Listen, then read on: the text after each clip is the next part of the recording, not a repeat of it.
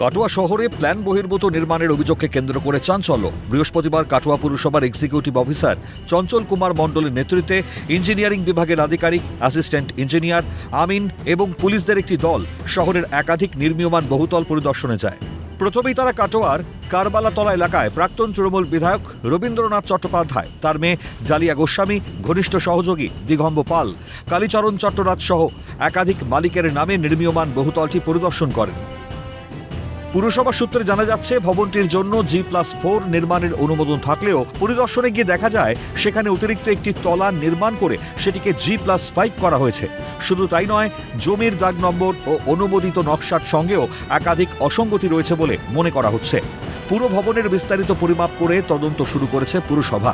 সমস্ত নথি যাচাই করে পুরসভায় আলোচনা সাপেক্ষে পরবর্তী আইনানুগ ব্যবস্থা নেওয়া হবে। আপাতত ফিজিক্যাল ভেরিফিকেশন করলাম, তারপরে আমরা গিয়ে এইসব ছবিগুলো অটোক্যাডে ফেলবো, ফেলে কতখানি ডেভিয়েশন প্রাথমিকভাবে প্ল্যান ছিল G+4, কিন্তু এখন দেখতে পাচ্ছি G+5। তাহলে কি প্ল্যান বহির্ভূত? যেটা প্ল্যান বহির্ভূত তো স্বাভাবিক। প্লট আমরা আজকে করলাম, মেপে গেলাম, আমরা একটা রিপোর্ট পাবো, দাগ নাম্বার নিয়ে আছে, তিনি সার্ভে রিপোর্ট দেবে, তারপরে এই ব্যাপারটা আপনাদের কাছে। চ্যাটার্জি, আচ্ছা, তারপরে আছে দিগন্ত কালীচরণ চট্টরাজ, দিগন্ত কুমার পাল, গৌতম ঘোষ আর প্রতিমা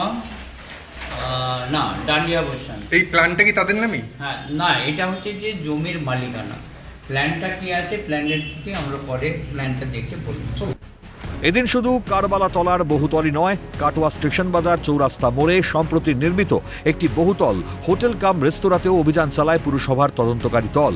অভিযোগ, ওই ভবনের ওপরের তলাটিও অনুমোদিত নকশার বাইরে নির্মাণ করা হয়েছে।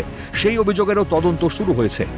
বিধায়ক কৃষ্ণ ঘোষ দাবি করেন, কাটোয়া শহরে অবৈধভাবে ডেভেলপমেন্ট ফি আদায়, বালিঘাট থেকে অর্থ সংগ্রহ এবং ট্রেড লাইসেন্সের অপব্যবহারের মতো একাধিক অভিযোগও তদন্তের আওতায় আনা হবে। তার কথায়, আইনের চোখে সবাই সমান। যে কোনো অনিয়ম বা দুর্নীতির অভিযোগের নিরপেক্ষ তদন্ত হবে এবং কেউ ছাড় পাবে না। কাটোয়াতে প্রথম হচ্ছে শাসক দলে যারা প্রাক্তন বিধায়ক ছিলেন, আগে যারা সরকারটা চালিয়েছে, তার নেতা কর্মী তারা যখন কিছু বাংলাদেশে তখন তাদের পারমিশন লাগতো, কিন্তু যখন সাধারণ কাটোয়াবাসী কিছু ঘর বাড়ি ভাঙাবার যে পারমিশন যেত, তাদেরগুলো তাড়িয়ে দিত, তাদের পাত্তা দিত না, তাদের অনেক টাকা কাটমেন্ট অফার হতো।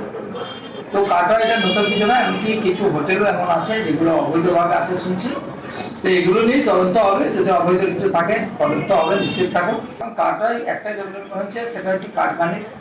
যে যত বেশি কাটমানি দিতে পারে সে তত তৃণমূলের নেতা, আর সেই কলকাতা অব্দি এই পয়সা পৌঁছাতো। এর সঙ্গে সঙ্গে আপনি দেখেছেন যে এলাকায় যেটা বালিঘাটগুলো ছিল তার থেকেও তোলা বিভিন্নভাবে তুলতো, সেগুলো কলকাতায় যেত। তো এটা অবাক কিছু নেই, কাটোয়াতে ডেভেলপমেন্ট নামে পয়সা তোলা হতো, আর গরিব মানুষ বা সাধারণ মানুষ তাদেরকে পরিচালনা করা। এখন কাটোয়া পুরসভার পূর্ণাঙ্গ তদন্ত রিপোর্টের ভিত্তিতে ভবিষ্যতে কি প্রশাসনিক এবং আইনি পদক্ষেপ নেওয়া হয় সেদিকে নজর রয়েছে শহরবাসীর। কাটোয়া থেকে অরূপ সেনগুপ্তের রিপোর্ট, ক্যালকাটা নিউজ।